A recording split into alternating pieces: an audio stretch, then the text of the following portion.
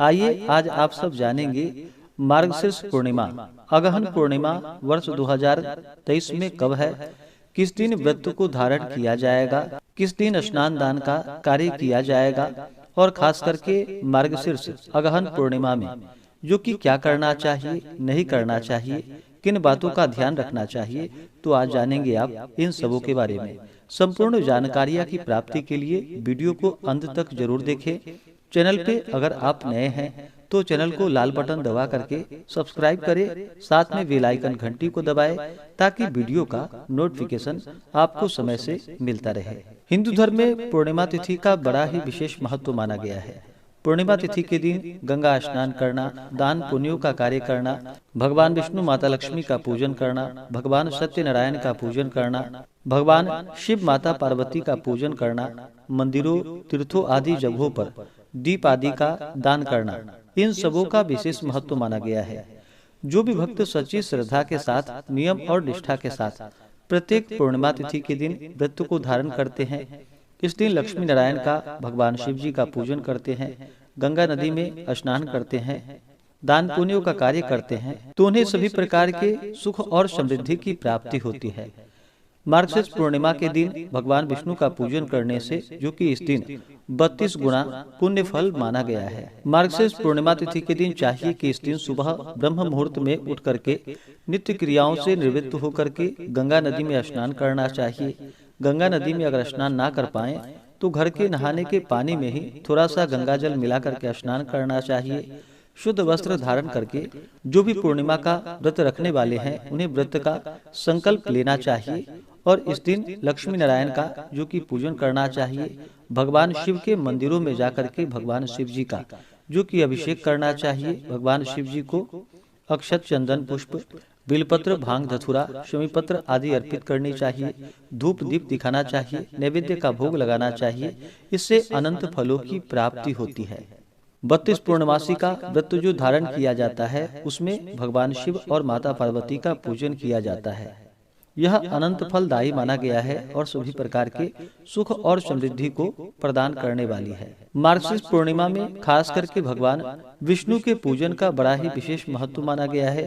तो इस दिन जहाँ तक हो सके लक्ष्मी नारायण का पूजन करना चाहिए और इस दिन ओम नमो नारायण इन मंत्रों का जो कि जहाँ तक हो सके, जितना भी बन सके उतना जप करना चाहिए। इससे अनंत फलों की प्राप्ति होती है। और इस दिन भगवान का पूजन करके जो कि हवन आदि का कार्य करना चाहिए। चौकोर वेदी बना करके जिसकी लंबाई और चौड़ाई दोनों एक हाथ होनी चाहिए। इस प्रकार से फिर अग्नि को स्थापित करके तिल, जौ, अरवा चावल, शक्कर, गौघृत, पंचमेवा आदि डाल करके जो कि साकला बनाए और फिर आहुति देनी चाहिए। इससे अनंत फलों की प्राप्ति होती है। और दिन भर व्रत धारण करके शाम को जब चंद्रमा उदित होते हैं उसके बाद चंद्र देवता का जो कि पूजन करना चाहिए। चंद्रमा को कच्चे दूध का या जल का अर्घ्य प्रदान करना चाहिए और चंद्र देवता से प्रार्थना करनी चाहिए कि आपका जन्म जो कि अत्रि कुल में हुआ है, आप क्षीर सागर से प्रकट हुए हैं, मेरे अर्घ्य को स्वीकार करें। चंद्रमा को अर्घ्य देने के पश्चात हाथ जोड़कर जो कि प्रार्थना करनी चाहिए कि हे भगवान, आज श्वेत किरणों से सुशोभित आपको मेरा नमस्कार है। आप द्विजों के राजा हैं, आपको मेरा नमस्कार है। आप रोहिणी के पति हैं, आपको मेरा नमस्कार है। इस प्रकार रात्रि होने पर भगवान की मूर्ति के पास शयन करें। दूसरे दिन सुबह ब्राह्मणों को भोजन करा करके और दान दे करके विदा करनी चाहिए। इस दिन भगवान विष्णु का और 32 पूर्णमासी का जो कि अलग व्रत किया जाता है।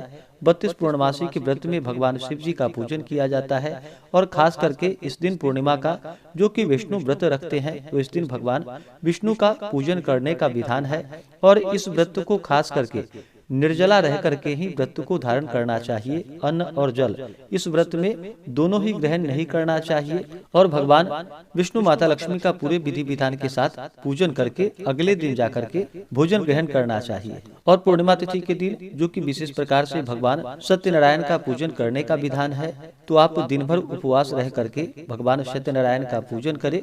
पूजन करने के पश्चात आप चाहें तो केवल अगर सत्यनारायण भगवान का पूजन कर रहे हैं तो आप जो कि सात्विक आहार ग्रहण कर सकते हैं। पूर्णिमा तिथि के दिन जहाँ तक हो सके मंदिरों में, तीर्थों आदि जगहों पर जो कि दीप दान करने का विशेष महत्व माना गया है। इस दिन तुलसी वृक्ष के नीचे, आंवले वृक्ष के नीचे, पीपल वृक्ष के नीचे, गंगा नदी के तीर पर, मंदिरों आदि जगहों पर जो कि अगर दीप दान करते हैं तो इसका अनंत फल प्राप्त होता है। तो आइए जानते हैं पूर्णिमा तिथि का व्रत कब धारण किया जाएगा। तो जानते हैं शुभ मुहूर्त के बारे में। पूर्णिमा तिथि प्रारंभ समय 26 दिसंबर 2023 दिन मंगलवार सुबह 5:48 और पूर्णिमा तिथि की समाप्ति होगी 27 दिसंबर 2023 दिन बुधवार को सुबह 6:04 पे। पूर्णिमा का जो खास करके व्रत धारण किया जाता है तो इस व्रत को चंद्रोदय व्यापिनी ली जाती है, इसे सूर्योदय व्यापिनी नहीं ली जाती है।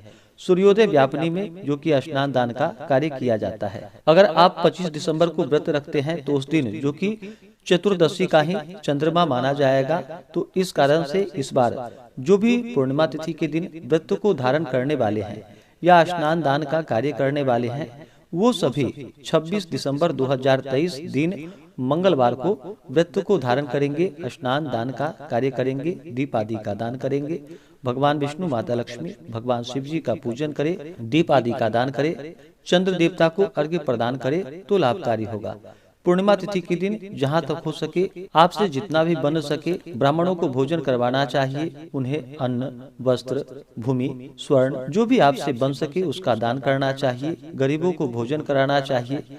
गौ को हरा चारा खिलानी चाहिए, इससे पुण्य फलों की प्राप्ति होती है।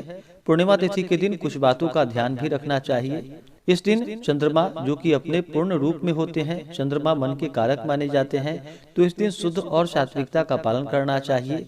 किसी के ऊपर क्रोध नहीं करनी चाहिए। अपने मन में किसी के प्रति ईर्ष्या या द्वेष का भाव नहीं लाना चाहिए।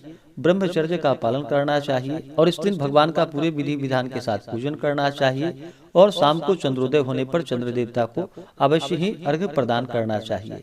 इस बार 26 दिसंबर 2023 दिन मंगलवार को पूर्णिमा का व्रत धारण किया जाएगा और इस दिन चंद्रोदय का जो समय है, चंद्र दर्शन का समय, वह समय शाम 4:31 और चंद्रास्त जो कि अगले दिन सुबह 6:01 है।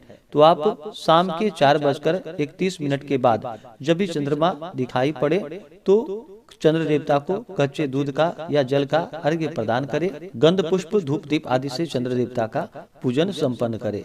26 दिसंबर को सूर्योदय का जो समय है वह समय सुबह 6:41 और सूर्यास्त शाम 5:15।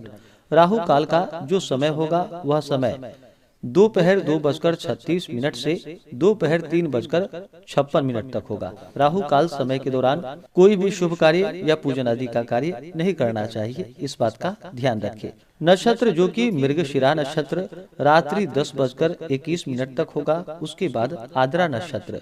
योग जो कि शुक्ल योग रात्रि 3:22 तक होगा। उसके बाद ब्रह्मा योग। इस दिन गंगा स्नान के लिए जो ब्रह्म मुहूर्त का समय है वह समय सुबह 5 बजे से लेकर के सुबह 5:52 तक, जो कि आप विशेष प्रकार से इस समय में गंगा नदी आदि में स्नान करें। वैसे आप पूर्णिमा तिथि के दिन जहाँ तक हो सके सुबह के 9 बजे से पहले ही गंगा नदी में स्नान आदि का कार्य कर लेना चाहिए।